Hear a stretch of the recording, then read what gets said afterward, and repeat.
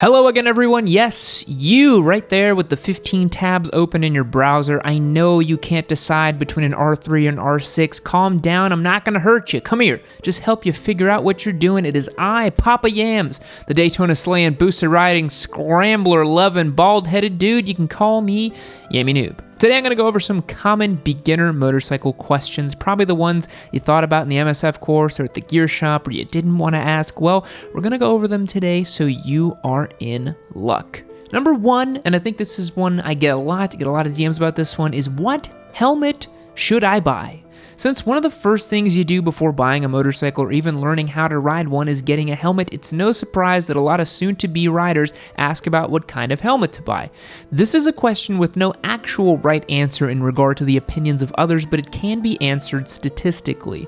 For the most safety and protection on your head, chin, and even parts of your neck, you should always buy a full-face helmet. Not just any helmet either, buy a reputable brand helmet from a gear shop or find the same brand online for cheaper. Amazon and eBay are flooded with aftermarket knockoffs that pose as certified helmets that have stickers saying DOT, ECE, or Snell. Don't fall for these guys. If the helmet looks like it should cost at least $100 but is selling for $20, run. Find a reputable brand and go from there.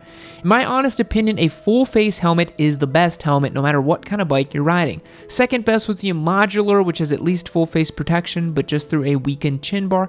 Last to consider would be a 3/4 helmet, but that's really pushing it by my standards. Just because they make half helmets and skull caps that are DOT certified doesn't mean it'll do you any good in the event of a crash. Full face is the way to go. Now, I don't have a lead-in for this one, but seriously, you guys gotta know about some bikes we're giving away. Have you not heard about this? A Triumph, that is right, a Triumph Street Triple 765R, a Yamaha XSR 700, and a KTM Duke 390s. These are probably some of the best bikes we've ever given away in the series, and the Triumph is the most expensive. Do you want one of them? We're gonna give them to 3 lucky people. Head over to yammynoob.co and get signed up on a subscription tier. For every $1 you spend, you get 10 entries, which is pretty awesome. And you'll get access to our Discord server, which is the best place to hang out with me, chat with all of our other members, and have a great time. It is definitely a highlight of my day. If you want to be a one-and-done kind of guy, I get that too. YammieNoobMerch.com has you covered. You pick from our fine selection of merch, and you can represent yours truly in your Jixer gang. Every $1 spent is an entry to win, so don't hold back. Number 2 of the most common beginner questions is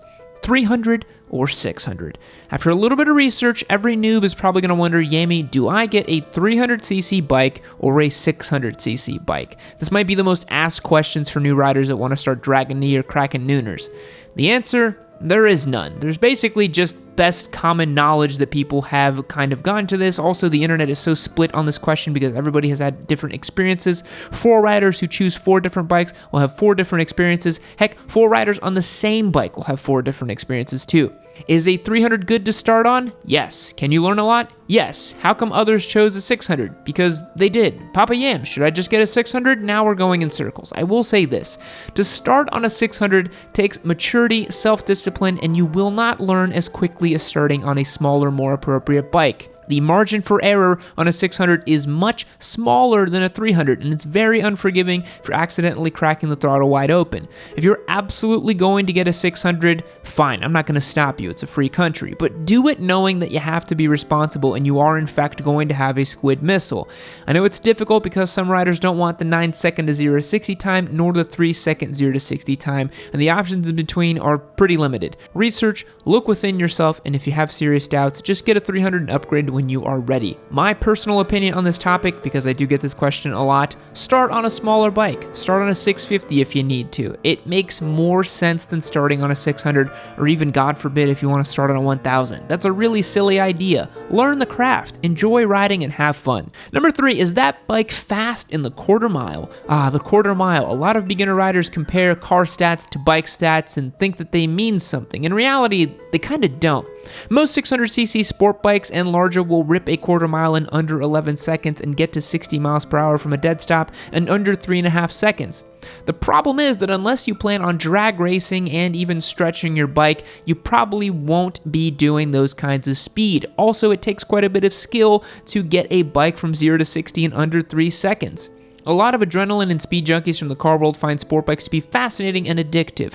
What they soon realize is that going in a straight line becomes really boring, and that the real fun is in a corner with your knee down, or cracking nooners. or sliding the rear around, or just doing stoppies. Bikes are so much fun. How well a bike performs in the quarter mile really isn't a benchmark for anything. The Ninja 400 has a 13-second quarter mile, which is on par with the Civic Type R and the Focus RS, and the Ninja gets knocked down for being slow. If you think a cruiser is going to be slow, most Harley Davidsons average between 12 and 13 seconds in the quarter mile, so it's a weak comparison between bikes and cars because bikes really show their potential around a circuit. This question's always going to be asked, but hey, if it makes you happy, yes, bikes are really fast, and that's part of the fun. Number 4, what's the best brand of ... brands? Just like the car world and every other world has Recaro seats, iBox springs, HKS blow-off valves, and K&N air filters. Motorcycles have Arai helmets, Alpine Stars leather, and Yoshimura exhaust systems. You're about to enter a whole different world of brands, so prepare yourself. But a lot of it deals with safety, so brands and costs become more of a choice than a requirement. For helmets, you can pretty much pick your own brand. There is no best as long as they are safe and meet certain requirements. Honestly, for helmets, it comes down to comfort more than anything else. You might like an Icon helmet, but it doesn't really fit your head comfortably, so instead you opt for a Shoei. That's fine, happens every day. If you like the sound of an M4 exhaust, but suddenly decide to switch to an Akrapovic, no one is going to say anything. There is no best brand as long as it's safe, comfortable, and fits you. If it's manufactured for a bike park, my recommendation is honestly to stay with the OEM or find the most popular brands for a specific part. Don't buy a chain sprocket kit from a fairing company. Simple enough. Number 5, does it come in an automatic Yammie? I hate to say it, bikes are starting to lean towards the ideas of automatic transmissions. You would think that Honda learned from their Honda-matics back in the 70s, but no, here we are once again.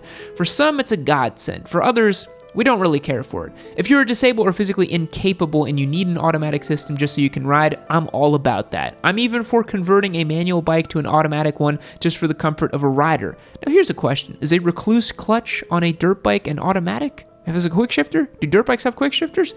Automatics? This is getting crazy. But are bikes ever going to be mass produced as automatics? Probably not.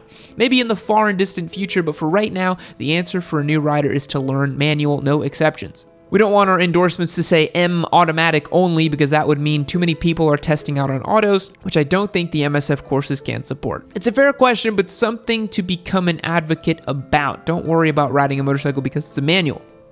Thousands of people every weekend who have never been on a motorcycle in their entire life learn how to ride a manual motorcycle in under a couple of hours. You can be one of them. It's not that hard, guys.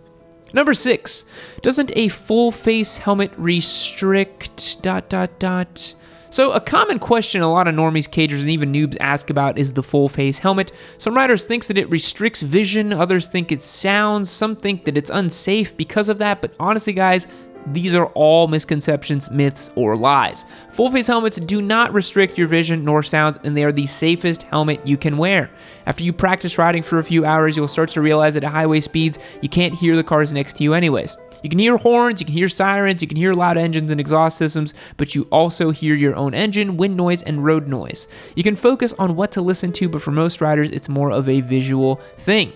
Speaking of visual, you can see the traffic around you clearly in a full face helmet. The only thing that you need to become accustomed to is that you need to turn your head to look. You can't do it simply by moving your eyes. Now, if you think full face helmets are going to be uncomfortable, an interesting thing to note is that as you learn and progress and get more comfortable with riding, your helmet's going to feel like your own personal little space. For me, I love the feeling of jumping on my bike and then slipping my helmet on over my head. It feels like I'm entering my own little world and I'm going out for a ride. It's the best feeling. For some riders, hell, it's even recommended that you ride with earplugs so you can cancel out all that noise you hear. There's nothing bad nor restrictive about a full face helmet, and earplugs really help drown out that wind noise, which is the most loud noise on your bike. Number 7 on these common beginner questions, am I gonna wheelie this bike? Since normies and cagers don't know about bikes and wheelies, I put this question in the list. The answer is that it really depends on the bike and the amount of power it has. I think every beginner rider thinks about wheelies, but not the ride on your gas tank down the main street kind, but the holy crap, why is the front wheel off the ground kind of way.